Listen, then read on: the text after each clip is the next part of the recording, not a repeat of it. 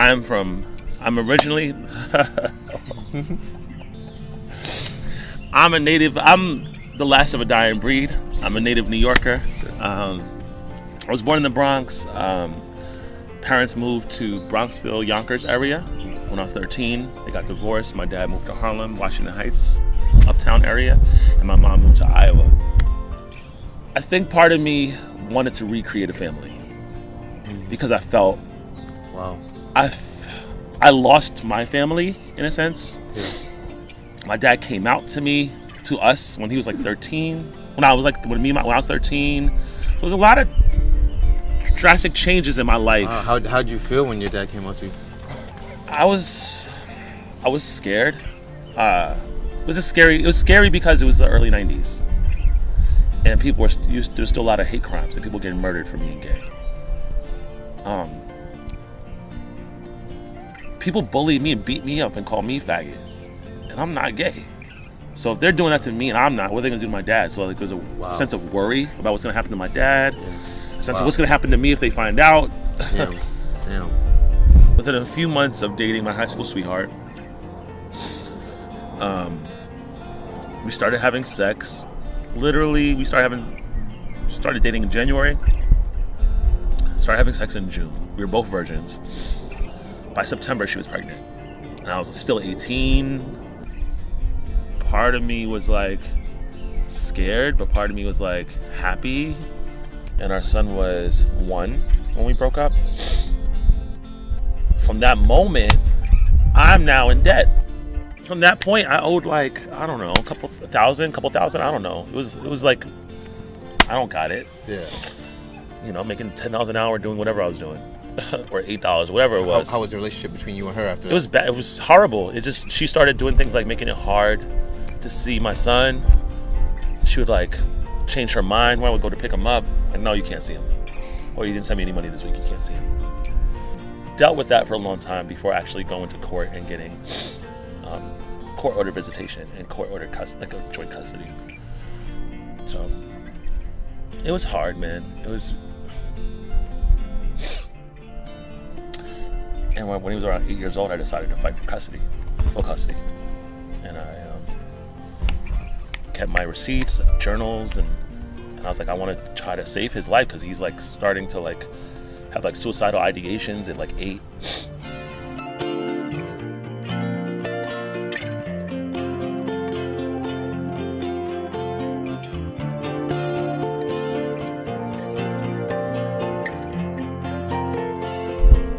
Every single year, we started noticing, he get in trouble for things.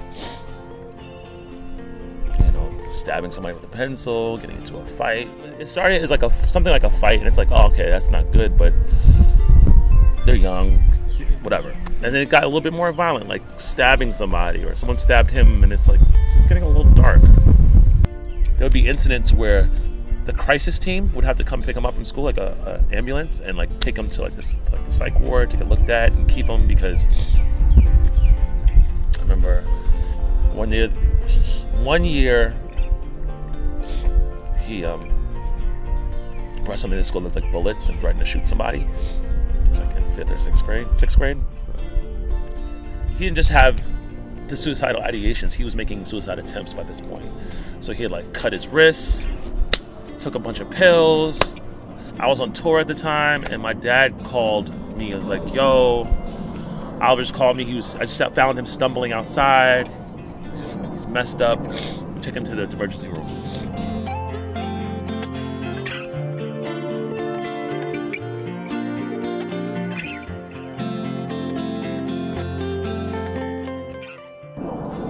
They didn't just discharge him. They said we gotta do like a long-term stay.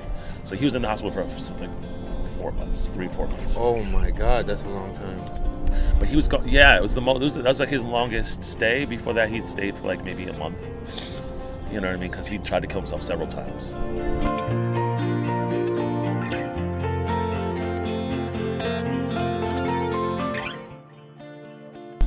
But this time, when they kept him for a longer period of time, they diagnosed him. We found out he has bipolar disorder.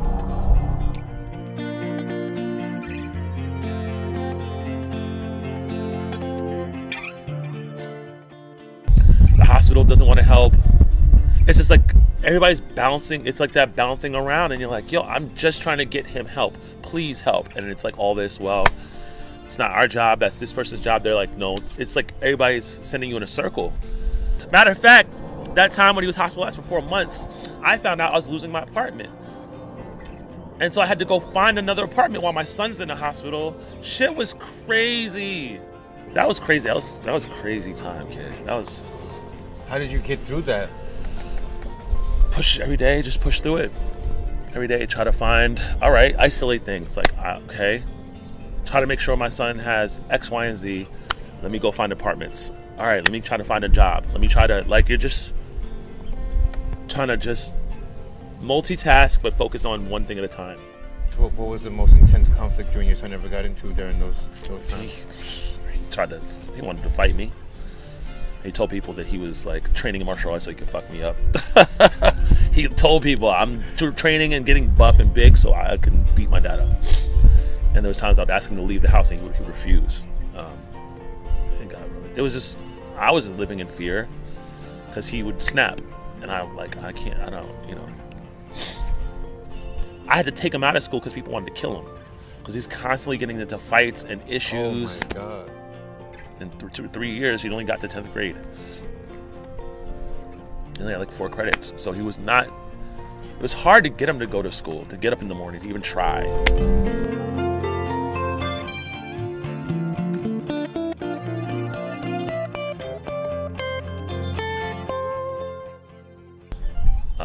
I would beg his teachers, please give him a chance, please give him a chance. I'll make sure that he finishes his work. So just please, let's get him through.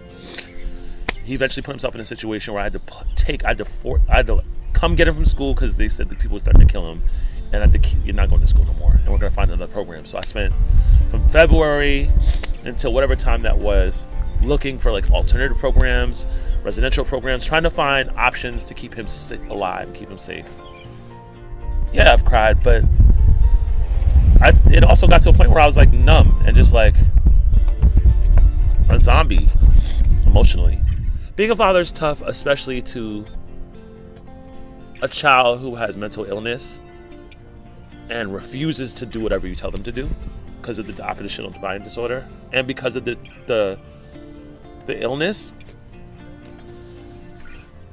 But there was some things that was hard, like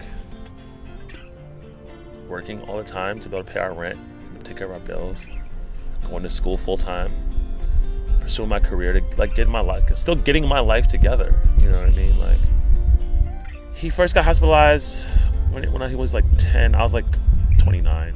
How was it seeing your son in a mental hospital? The first time was sad. The second time was sad.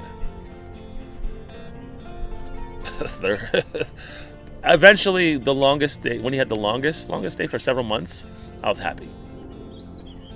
Damn, that's crazy. Because I was like, he's safe. Wow. He can't hurt himself in here. He can't overdose on pills in here. He can't cut himself in here. Also, you have to have a certain amount of money. It might be $30,000 for the month. If you don't have $30,000 or $20,000, you don't have access to it. If they don't consent and they don't say, I want to do this, you can't make them. That's a whole nother bag.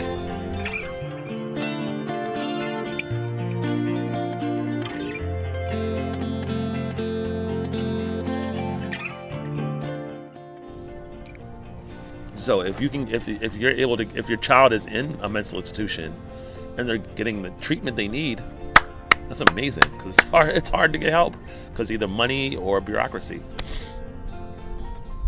It's crazy.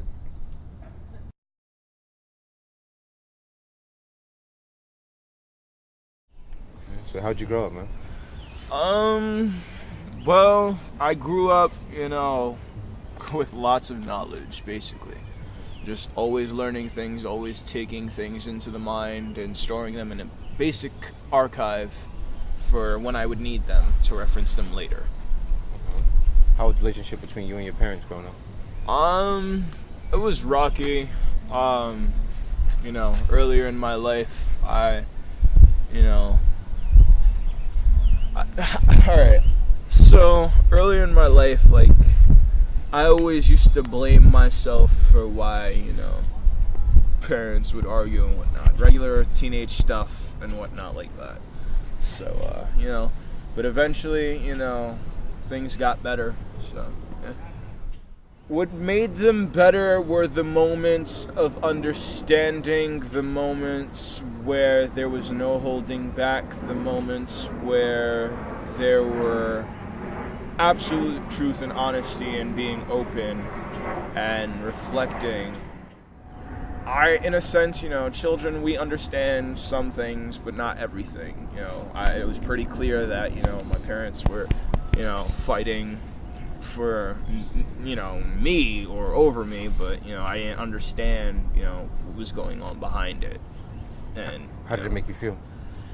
it made me feel like I was a problem. Like I was the biggest problem. Because, I didn't see that people were fighting for me. I saw it as people were fighting over me. I put the blame on myself because, usually when you see two people fighting over you, it's like, okay, so if I took myself out of the equation, they wouldn't be fighting. So, yeah, it was just, something I struggled on with, early childhood stuff. I was different for a very long time from most of my family and friends and whoever basically I came in contact with, and it was always like a problem because if it wasn't bullying, it was the feedback that people would give you, and it's just there's constructive criticism, but it's like sometimes there are things you should and shouldn't say, because it's like words are the most powerful form of magic. They have a big effect on people. Looking back at it, how do you think all the fighting your parents did when you were younger affected you? At first, it affected me negatively because, I would only hear from my mother's side, things about the past, or why I shouldn't like my father, this and that, all that crap that goes into it. And then, my father was like, we wouldn't really talk about any of that negative stuff because it was like, if it wasn't grown folks' business, it was, I don't want to talk about it, or, it's not something you need to know about because, it's just not important. So it was like, Even though you could say that he was just trying to protect you from it, do you think he should have informed you more about what was going on?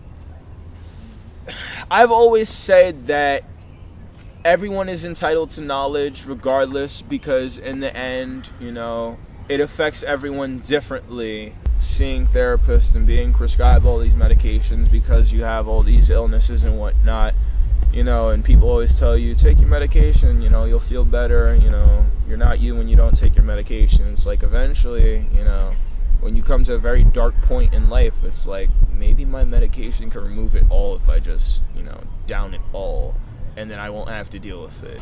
I don't wish that anything in my childhood were different, for the simple fact that everything that I've gone through made me who I am today, whether it be stranger, stronger, or, more compassionate, or, whatever. I'm a better person. People love me for who I am. People love me for, being able to understand what they've been through because I've been through similar things, Yeah, I wouldn't change anything.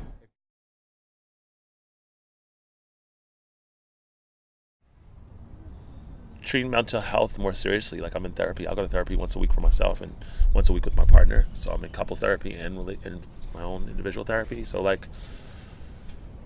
think that's super important, is to have the tools and resources to take care of yourself and to create a healthier life.